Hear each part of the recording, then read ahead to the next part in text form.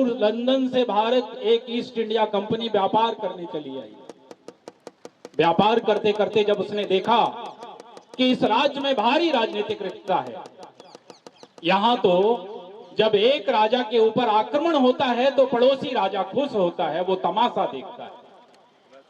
किसी परिवार में, किसी राष्ट्र में यदि बिखराव इस कदर बढ़ जाए कि हमारे सगे भाई को बाहर वाला मारे और हम खुश हों, तो यह मान लीजिए कि उस परिवार और राष्ट्र का परतंत्र होना तय है।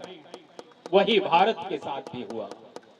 कहने को भारत देश था, लेकिन सच्चाई यह है कि भारत देश तो था ही नहीं। सबके अपने अपने राज्य थे। बघेलखंड के राजा के लिए बघेलखंड की सीमा ही भारत देश था और बुंदेलखंड के राजा के लिए बुंदेलखंड। इसीलिए जब एक राज्य पर कोई आक्रमण करता था ईस्ट इंडिया कंपनी, तो पड़ोसी ये सोचता था कि ये तो हमसे लड़ता है, इसे अगर बाहर का चरण ने भारत को परतंत्र बना दिया। 1757 का जब प्लासी युद्ध हुआ तो बंगाल का नवाब सिराजुद्दौला लड़ रहा था, तो मीर जाफर अंग्रेजों का साथ दे रहा था। इस देश में जयचंद नहीं था, एक जयचंद की औकात नहीं थी कि भारत देश को गुलाम बनाए। जयचंद ही जयचंद हुए। जब सिकंदर लड़ रहा था पोरस से, तब राजा आम भी जयचंद की भूमिका में था। जब दाहिर लड़ रहा था 712 में मोहम्मद बिन कासिम से, तब पड़ोसी राजा तमाशा देख रहे थे। जब बंगाल का नवाब लड़ रहा था, तब मीर जाफर जयचंद की भूमिका में था।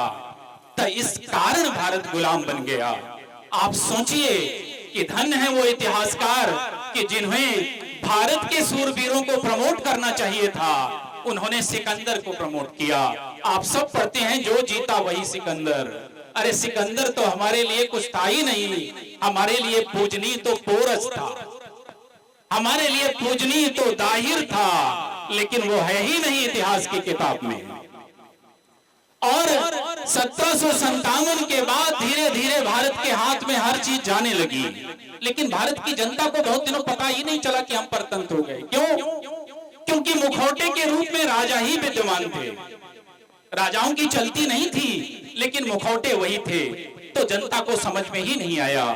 जब समझ में आया तो यह राम की भूमि थी, और राम ने यह मैसेज दिया था कि अगर हमारे राज्य की बेटी की अस्मिता के साथ कोई खिलवाड़ करे तो वो शत्रु विदेश लंका में क्यों जाके ना छिप जाए, उसका भी वध किया जाता है।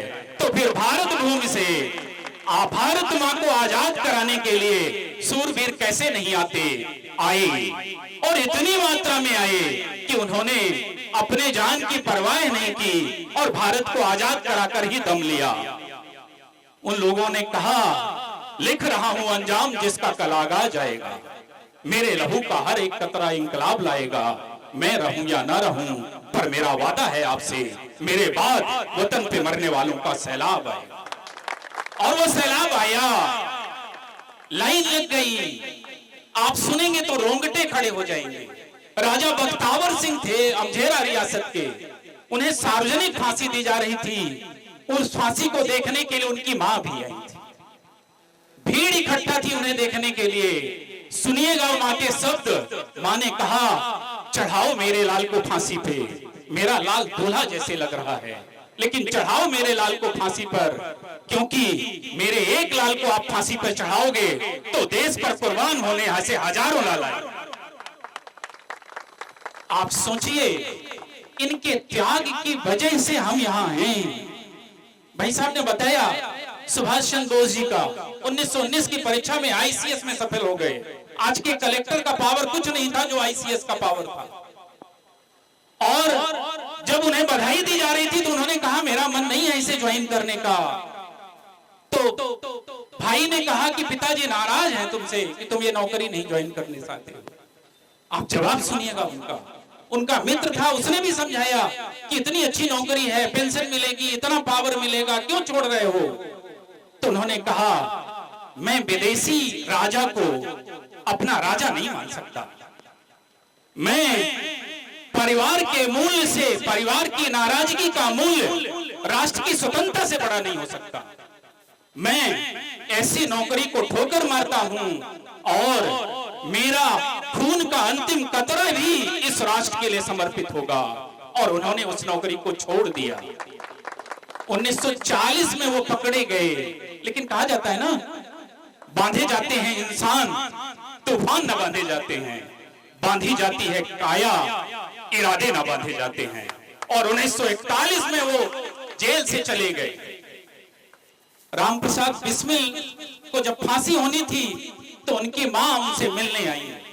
साथ में राम प्रसाद बिस्मिल जी के मित्र भी साथ में थे। जब वो मां आई तो राम प्रसाद बिस्मिल जी की आंख से आंसू आ गए। तो उन्होंने कहा, ये क्या कर रहे हो तुम? मैं तो उस सूरवीर बेटा से मिलने आई थी, ये गर्व करके कि मेरा बेटा विदेश के ऐसे शक्तिशाली देश से टकरा रहा है जिसके राज्य में कभी सूरज भी अस्त नहीं होता, और तुम आंसू बहा रहे हो। अगर तुम्हें इतना ही डर था तो इस रास्ते में गए ही क्यों थे? तो राम प्रसाद बिस्मिल ने कहा, मां ये डर के आंसू नहीं हैं, ये तुम्हारी ममता के आंसू हैं। मैं ये सोच रहा हूं कि इसी धरती पर इसी मां की कोख से अगली बार मैं फिर जन्म लूं।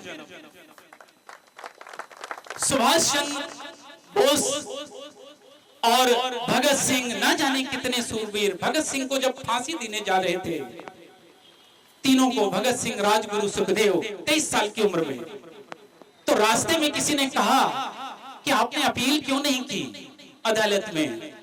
तो उन्होंने कहा, इनकलाबियों को मरना ही होता है, क्योंकि उनका अभियान उनके मरने के बाद ही तीव्रता पाएगा, अदालत में अपील से नहीं पाएगा। तो मुझे तो लटक जाने दो। जब उनकी मां आई थी उनसे मिलने, भभूत लाई थी कि ये बेटा भभूत ले लो, शायद तुम्हारे प्राण बच जाएं, तो उन्होंने कहा था, मां तुमसे बड़ा ही मेरे लिए भारत मां है, मुझे इस भारत मां के लिए कुर्बान हो जाने दो, मेरे इस छोटे भाई को भभूत खिला दो, ये तुम्हारी सेवा में रहेगा, मुझे भारत मां की सेवा में जाने दो। इतने सारे लोगों के त्याग और समर्पण के कारण ये राष्ट्र इस खुशहाली में जी रहा है। ना जाने इस राष्ट्र को आजाद कराने के लिए कितनी माओं की कोख उजड़ गई, कितने बहनों के भाई उजड़ गए, कितने पत्नियों के सुहाग उजड़ गए, तब जाकर हमें ये आजादी मिली है। और 14 अगस्त 1947 को हमें आजादी तो मिली, लेकिन आजादी और दुख एक साथ। क्यों? क्योंकि वो जो भारत भूमि थी तो वो 2 हिस्सों में बट चुकी थी। दोनों तरफ से हम पाकिस्तान से घिरे थे, बीच में भारत था। वही पूर्वी पाकिस्तान अब आज की डेट में बांग्लादेश बन चुका है। और उस बंटवारे ने न जाने कितने लोगों को असामयिक मौत की नींद सुला दिया। न चाहते हुए भी उन्हें अपना जगह छोड़ना पड़ा, घर छोड़ना पड़ा। कितने लोग कुर्बान हो गए भारत मां की गोद में। और इसीलिए 14 अगस्त को विभाजन विभीषिका स्मृति दिवस मनाया जाता है। 14 अगस्त की आधी रात को जब 12 बजे थे तब पूरा विश्व सो रहा था, लेकिन भारत में आजादी की एक नई किरण आ रही थी। और उस आजादी का जश्न मनाने के लिए 12 बजे लाखों लोग खड़े थे। उनके पैर में जूते नहीं थे, शरीर में कपड़े नहीं थे, लेकिन आंखों में चमक थी। राष्ट्र को आजाद करने का सपना उनका जो पूरा हो रहा था। पेट और पीठ तो एक साथ मिल रहे थे, लेकिन फिर भी उत्साह था। क्यों? क्योंकि उन्हें पता थी कि ये आजादी कितनी मूल्यवान है। लेकिन दुर्भाग्य है कि हमें आपको नहीं पता कि ये आजादी कितनी मूल्यवान है, क्योंकि मानव का ये नेचर है कि जो उसे बिना प्रयास मिल जाए उसकी वो कदर नहीं करता। स्वतंत्रता संग्राम की जब लड़ाई हमने लड़ी तो कोई जातिवाद नहीं था, सब लोगों ने कंधे से कंधा मिला के लड़ाई की। कोई भाषावाद नहीं था, कोई क्षेत्रवाद नहीं था। लेकिन जैसे ही हम स्वतंत्र हो गए, वैसे ही हम भाषा, जाति, धर्म के आधार पर फिर से लड़ने लगे। और इस राष्ट्र में फिर से सामाजिक विभाजन बढ़ता जा रहा है। ये सामाजिक विभाजन किसी भी राष्ट्र के लिए जहर का काम करता है। आज आप देखिए कि महापुरुषों का भी हमने जाति के आधार पर बंटवारा कर लिया है। हर जाति के संगठन अपने अपने जाति महापुरुष को ही पूज रहे हैं। और हद तो अब ये हो गई है कि अभी ओलंपिक गेम चला और क्रिकेट का वर्ल्ड कप चला, तो उसमें भी जिस जाति का खिलाड़ी है उसी का संगठन उसे प्रमोट कर रहा है। हम क्या कर रहे हैं? हमारी पहचान जाति थोड़ी है, हमारी पहचान भारतीयता है। हमारी पहचान का कारण उस खिलाड़ी का खेल है, वो किस जाति में बिलोंग करता है, ये कहां मैटर करता है। एक बात ध्यान रखिए कि इस राष्ट्र की महत्ता इतनी है कि ये राष्ट्र है तभी हम हैं, तभी हमारे पद हैं, तभी हमारी शिक्षा है, तभी हमारे घर हैं, तभी हमारी संपत्ति है और तभी हमारा सम्मान जीवित है। ये राष्ट्र नहीं रहेगा तो कुछ भी नहीं रहेगा। बांग्लादेश को आप देख लीजिए, यूक्रेन को देख लीजिए, अफगानिस्तान को देख लीजिए, बहुत सारी स्थिति है, सब बेकार है।